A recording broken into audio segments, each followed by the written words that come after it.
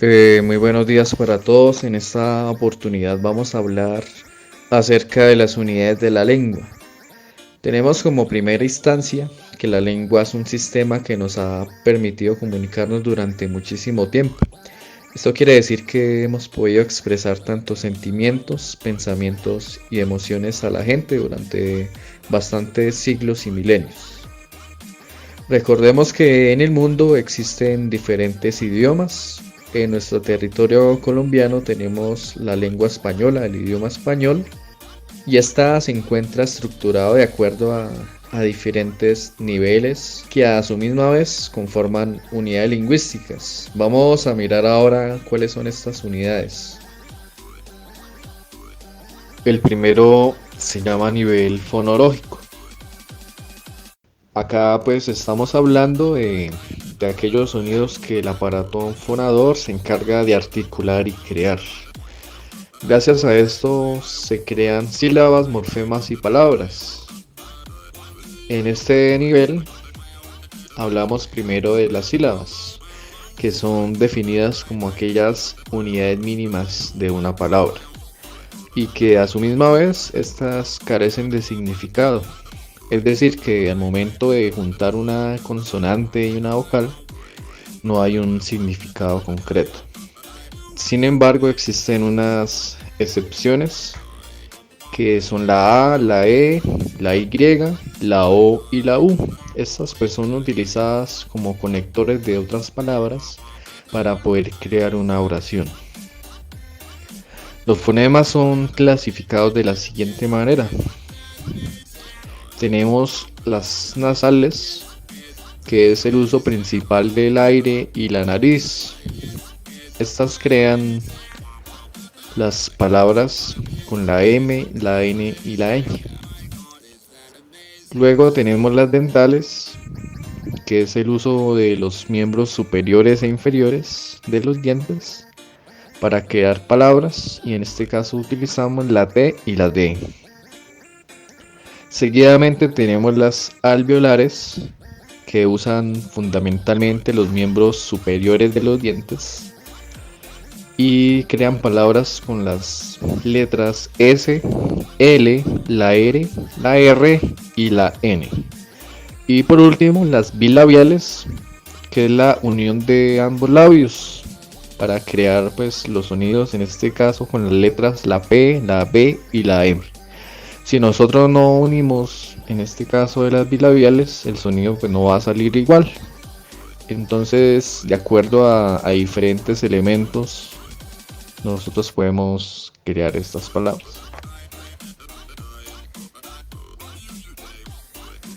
El segundo es el nivel morfológico. Este ya nos está hablando acerca de la estructura tanto de los morfemas como de las palabras.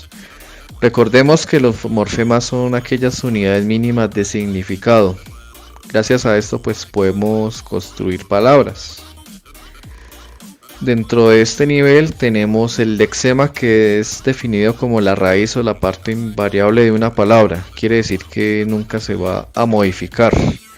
Tenemos el siguiente ejemplo, que es cousin, que a partir de esto surgen palabras como cocina, cocinero, cocinera, etcétera. Ahí están subrayadas.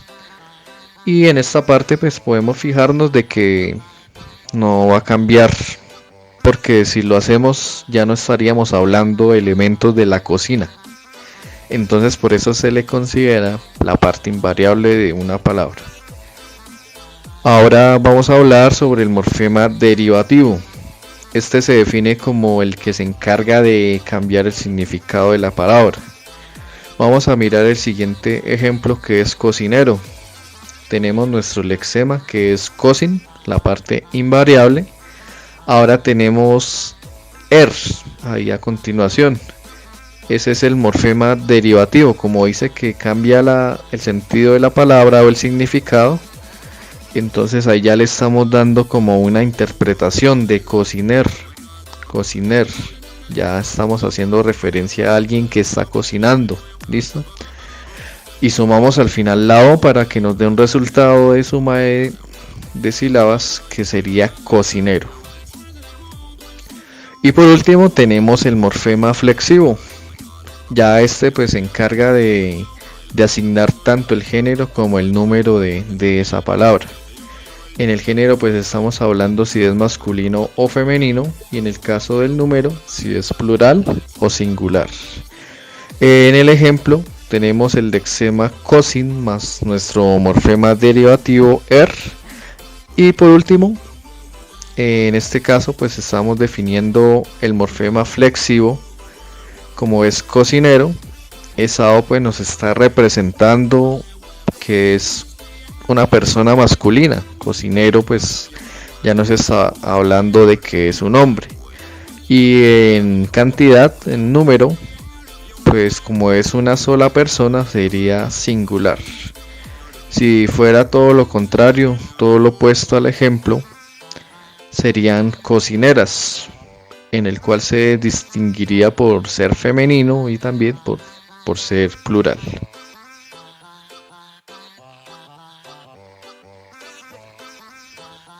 Tenemos ahora las palabras que se clasifican y se constituyen de acuerdo a algunas categorías gramaticales. En este caso pues tenemos las que más se utilizan. Existen otras categorías, pero estas son las más importantes. Tenemos los sustantivos, que son las clases de palabras que le dan nombre o identifican diferentes elementos. Tenemos de ejemplo la mesa, el agua, el zapato, jardín, Buenos Aires, etc. Luego tenemos los verbos, que son todas esas acciones que son ejecutadas en la oración. Tenemos los ejemplos como correr, reír, jugar, saltar, etc. Tenemos también los adjetivos, que se encargan de darle una calificación al sustantivo. Tenemos el ejemplo de blanco, suave, hermoso, etc. Y por último tenemos los adverbios, que son los encargados de modificar las diferentes categorías gramaticales. Y de ejemplos tenemos mucho, muy, poco, ayer, etc. Recordemos que dentro de los adverbios pues tenemos unos tipos, y de acuerdo a eso nosotros pues hacemos la modificación de la categoría gramatical. Y por último tenemos el nivel sintáctico. Este pues se utiliza cuando se construyen diferentes elementos combinatorios dentro de la lengua, y este va pues constituido por palabras. Gracias a estas clasificaciones y la conformación de estos grupos, tenemos como resultado estos enunciados. Debemos tener en cuenta que para crear oraciones necesitamos primero determinar los sintagmas. Son definidos por grupos de palabras que se articulan en torno a un núcleo. Esto pues tiene diferentes funciones dentro de la oración. Tenemos unos tipos, vamos a mirar cada tipo. Está el sintagma nominal, que tiene como núcleo o elemento principal usar nombres o sustantivos. Tenemos el ejemplo, que sería el piano en la pared.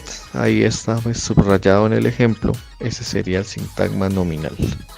En el sintagma nominal pues se pueden utilizar nombres, animales, objetos, etc. Seguidamente tenemos el sintagma verbal. Este pues tiene como núcleo o elemento principal el uso de un verbo. Tenemos de ejemplo, salimos pronto. Algunas veces el sintagma nominal se va a ver como involucrado de forma invisible, de forma indirecta. Entonces acá es como si nosotros en el ejemplo estuviéramos diciendo nosotros salimos pronto, pero en la gramática española nosotros podemos hacer la omisión de los pronombres. Por eso es que existe el sintagma verbal. Ahora tenemos el sintagma adjetival. Ya en este caso pues el elemento importante es el uso del adjetivo.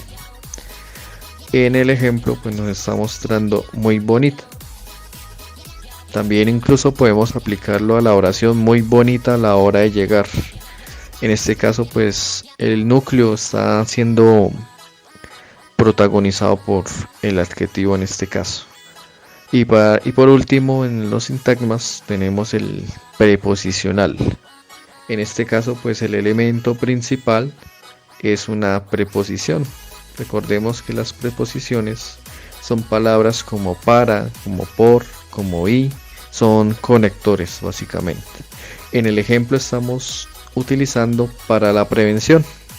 En este caso, para la prevención del coronavirus, es necesario que nos quedemos en casa. Ahí estamos construyendo la oración y el núcleo, pues en este caso es para.